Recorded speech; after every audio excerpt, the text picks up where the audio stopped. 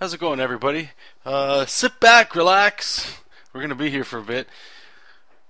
Back in Manga Studio 5, this whole image here took, I believe it was like 2 to 5 hours, somewhere around there, and it's compressed to like 20 minutes, so this puppy's going to go fast. This is still for the role-playing project. Just a little update for you guys and gals. I've now finished with all the line art, and I'll be moving on to the colors. So I think this one I will color as well, just so you guys can see, from thumbnail right here, as you can see, right to a finished color. Or I might just start another one, just to keep, some of the art fresh for you guys. So what I've done is I did a few thumbnails that if you wanted to, you could pause, go back to the intro video, and then jump back. So you can see the different versions that I had. Here I was sort of struggling with the character. Then I blew up the thumbnail, kind of corrected it. Now I'm just adding some proper anatomy, I guess, real quick, and just making sure that it generally looks okay. And I'm pretty sure this is looking very close to the last one that we end up going with. I think I do end up shrinking the head, stuff like that, and the hand. I think I actually make it a little bit bigger. Yeah, there we go. So you can see me just flipping it around, moving it around, all that fun stuff. Right there, the head was too weird. So what I do here is I just start worrying about it after the fact. So I had adjusted it, and now I'm just putting it in there and moving it around. So you can see me there just erase the initial sketch that we had behind there, and fixing up some of the things like the new perspective on the hand. The head was a little too big there. Fixing the pecs and the ribs, just to make sure that they look like they're falling back a little bit more. And this character here, I should say, you'll see as we go, this is sort of the speedster character, or class, since it's for a role-playing game. If you guys like the Flash or Quicksilver, those fast characters, that's what this is. You can see me working on a quick perspective back there. And what I'm doing is kind of drawing something that I'd seen back in Amazing Spider-Man when I was a little boy. And there's always been these really cool pictures of like Spider-Man swinging through the city, but it would only be in like one panel, and it would just be like these silhouetted versions of him swinging or falling, flipping, and then eventually landing in front of you or something like that. It was really cool for action scenes I saw, but I've seen tons of people do that, and whenever you do fast characters like this, it's like a cheap excuse to do that. And what I'm going to do here is frame the image with a bad guy up in the front. He's going to start off looking a little bit like RoboCop, so I give him I even put the chin guard and everything. I love RoboCop, so I thought I'd throw him in there. Give him a little bit of a mustache so he doesn't look so, whatever. We will go to Google SketchUp. It will lag a bit. Running Manga Studio plus recording software, loading giant files in Manga Studio, saving them out as 600 DPI. Just crazy time. But yeah, so here we go. All I'm doing now is just doing something that I've gotten in the habit of doing lately, is just adding another layer above everything, changing the color. I just use red, makes it stand out more. And what I'll do is I'll just start drawing in the costume. What this lets me do is I can still see the anatomy underneath, but the important costume elements are there as well. So now we're getting it ready to toss it in and start worrying about some final line art, getting the gun size a bit. Now here I will say I haven't pre-screened this video. I'm just recording the audio as I see it. This here was a pain in the butt, worrying about the perspective rulers, Manga Studio 5. I have no idea, or had no idea, how to even use these. This was the first real test that I've got in there and worried about perspective rulers. I did end up watching a really cool tutorial by Doug Hills, I believe his name is. He had a webinar a few days before the recording of this, and he actually went over all the rulers and stuff. And I highly recommend watching that video, because what it does, obviously, it lets you understand the software that you purchased a little bit better. But it gives the main hesitation I had for jumping into Manga Studio 5 over Manga Studio 4 was things like this, like the perspective rulers. I have no idea what's going on. And it's such a simple thing to fix, just taking a little bit of time and learning it. It's really not that different than Manga Studio 4, but we got there, and you'll see it going here. So here we go. Worrying about the line art. I'm trying, at least lately anyway, to only zoom in. I believe 50% is ideally what I would like to work at, but I do go into 66.666666777, something like that, some weird percentage like that. And I try not to ever go any further than that, only because once like I'm trying to be a little bit more disciplined here because you could just zoom in with digital, right, and get in the real sweet detail. But I find that 66% is starting to really push it for what you can see with the type of width of brush that I'm using here. And here again, you can see me just redrawing over the costume that I have underneath, adding some more lines and all that fun stuff. I am, skipping the line art or line weight stage, even though it kind of looks like I'm adding it in there. Really, it's just pushing and pulling on with the stylus just to give it some life while I'm drawing it. And what I will do is grab, what's the brush over there? It's like the oil paint brush or something, just because it has this really cool bristle kind of texture to it. When you start using the big width versions, like the thicker one, you can really see it. I don't like to go that big. You'll see how big we go with it. Just so I can add a contour line around the character to make him pop over the background. And it's really important when you start having characters stacking over top of each other. Like the character, that big bad guy we're going to have in the top right of the image, he needs to stand out over this guy. And again, for my composition friends here, what I'm trying to do is, this is the hero. Obviously, he's supposed to be the attention, so hopefully I achieve that. Just to go over real quickly what I've done in the image to help provide that is, with these speed characters, one thing that's really awesome is they lend themselves to like 1-point perspectives, and that gives you an instant vanishing point. And since he's from the front, everything points to a point behind him, which would be the focal point. But if he's the biggest prominent image, like you'll see, there's actual animation happening here where you can see him running on the left, what I'm drawing here in the middle, and then what he ends up being in the foreground. And once we get into the actual solid blacks here, you'll sort of see me. I don't even touch these versions back here. I throw some ink on him just to make him pop, so these ones in the background don't take away or add any distractions, and it all kind of leads to him. You can see there's like a platform in the perspective behind him. I framed it so that there's the pillars there that keep him in between them, so that he is the focal image there. I have the bad guy looking at him, and he's right in the top right, like he's framing the entire image, and the gun's even angled, so it points kind of towards his feet. So everything's like a V shape there. And here we go. We start going to this guy. This guy was probably the funnest part to draw the whole thing. Just using the curve tool and then breaking it up with the eraser, just to make it look like it's a little bit more organic. Like it's not just, you saw it. It looked pretty brutal, with just those perfect lines. And here, just worrying about the teeth here. Give him a nose ring because all thugs have nose rings, right? Just add a little bit extra perspective there. Now, I started doing that to make it look like it was like chunks of metal attached. And just to get rid of the chin guard, I just gave him one of those really cool mustache beard looking things. A mustache beard looking? A beard. And here, just thinking of some rendering that I know I'll have in there. Just seeing how he fits with everything. Move the eye back because it was looking a little too close to the nose.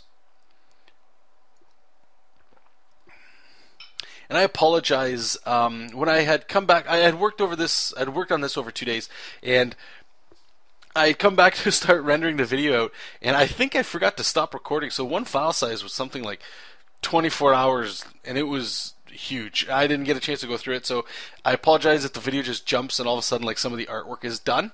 It was a mistake that I had done, and hopefully it doesn't jar with your minds too much. I will say, I'm not sure how I feel about the gun at the bottom. You'll see me going into, I'm pretty sure I'm trying to load up Google Sketchup right now. And I'm having a little bit of troubles, just trying to find the window.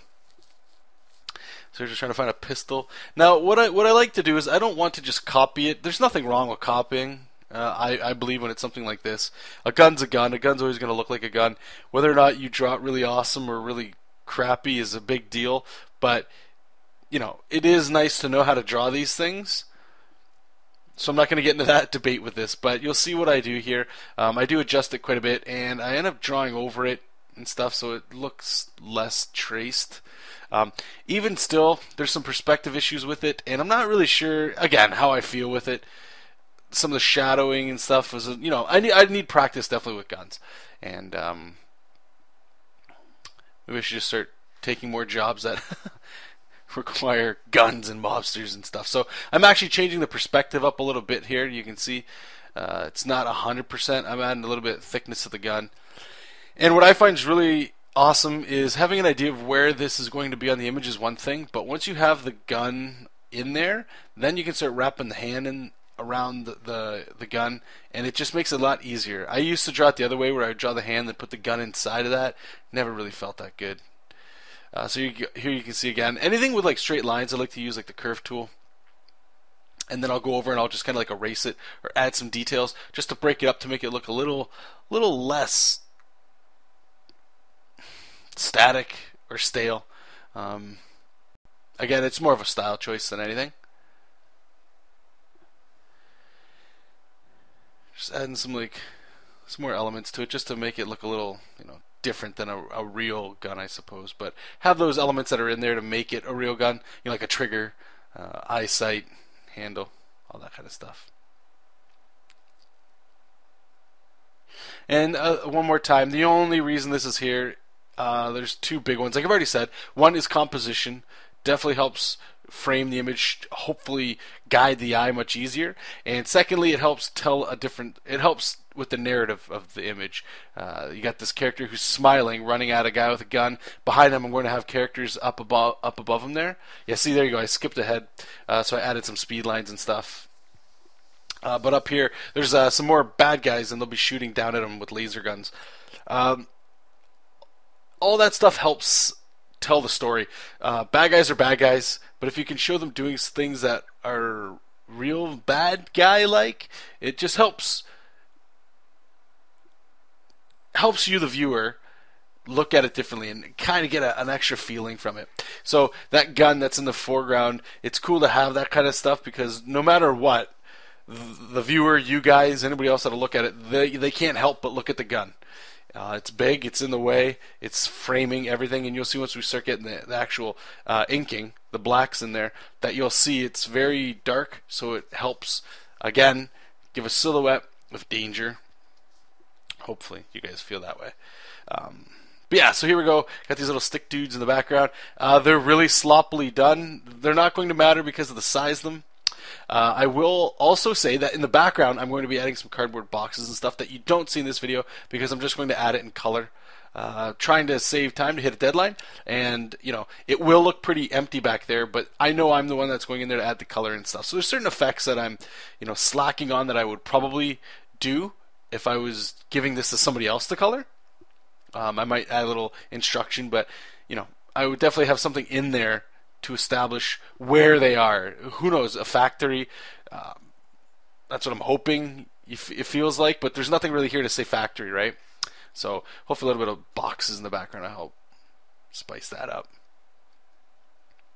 And here again, using the straight line, or the curve tool, sorry. I don't know why I use the curve for the straight line. I don't know, it's just something that I've gotten accustomed to using. And everything in this image should help frame the main character here. So you can even see I'm using those lasers to put him in between those laser beams. Again, you can't help but look at it. I put his fist in between him and the bad guy he's about to punch or run into.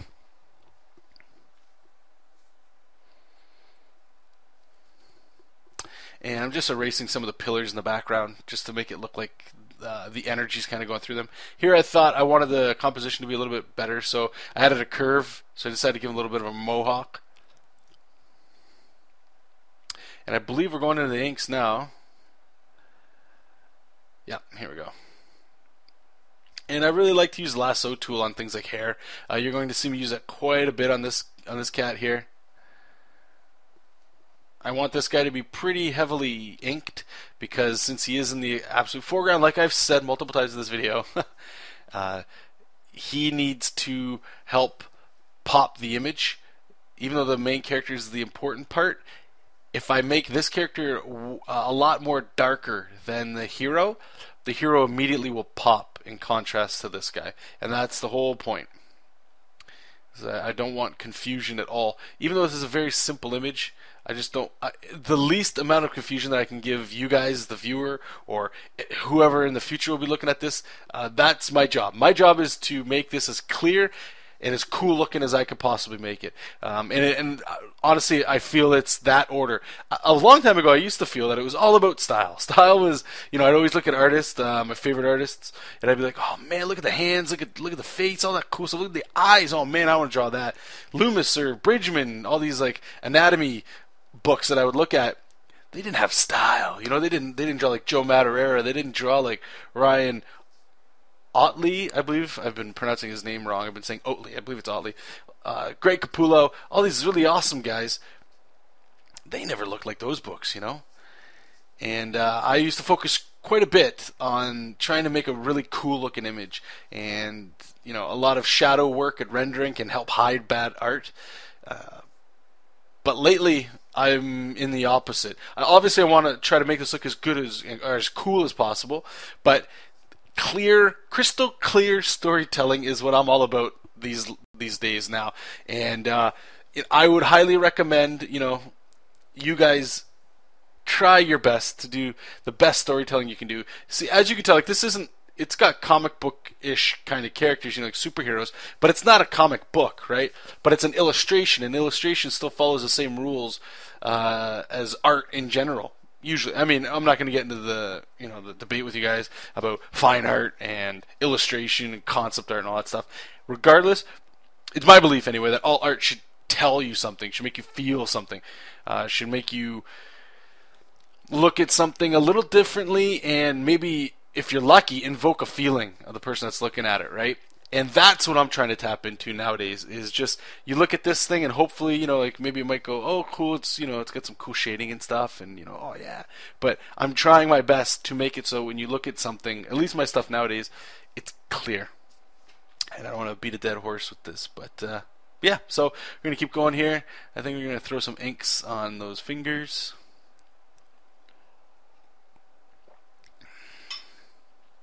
Now we're going to draw this guy. He's got some like leatherish type of gloves, so they get some pretty heavy inks on them. And I'm pretty sure this guy's got a leather jacket, so there's still quite a bit of black, even though what I just told you before is I don't want to add as much black on this character as the other guy. But I believe most of the darks just go on his jacket there. It's been a little while since I've looked at this guy. I'm pretty sure I don't ink his face too heavy. Here I was talking to my friend Will Robson, and we were talking about turkey fishes. It was a long night, guys. And you're just adding some cast shadows on his nose and underneath his lip and his gigantic, it doesn't even really look like a butt chin, but looks like a tooth chin. It's kind of got like two bones right there. Anyway. So going in there again, lasso tool with the hair, and then going back over with the same brush that I've been using with white, and just kind of breaking it up a bit. And here, using more of the lasso tool, just I like this stuff when we're doing like organic clothing and stuff like that. Organic clothing, what? Clothing and organic things.